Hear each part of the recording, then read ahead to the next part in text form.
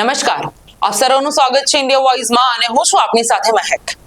Doctor S જયશંકરે કહ્યું કે ભારત આજે યુદ્ધ જેવી કપરી પરિસ્થિતિનો સામનો કરી રહ્યો છે, જે સમગ્ર વિશ્વ માટે ખતરો છે। તેમણે એમ પણ કહ્યું કે જે પણ દેશો આજે ભારત સાથે ઊભા છે તેઓનો તેઓ આભાર માને છે। ડોક્ટર જયશંકરે કહ્યું, આજે જ્યારે આપણે 80મો વિજય દિવસ ઉજવી રહ્યા છીએ ત્યારે ભારત આતંકવાદની સામે લડી રહ્યો છે। તેમણે કહ્યું, હું બધા દેશોનો આભારી છું જેઓએ આપણા સંકલ્પને સમજ્યો છે અને આપણો સાથ આપ્યો છે।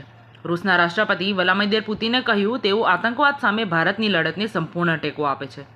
ભારતને અનેક દેશો તરફથી સમર્થન મળ્યું છે, જેમણે પહલગામના આતંકી હુમલાની નિંદા કરી છે અને ભારત સાથે એકતા દર્શાવી છે। આ સમર્થન ભારતની આતંકવાદ સામેની લડતમાં એક મહત્વપૂર્ણ પગલું છે।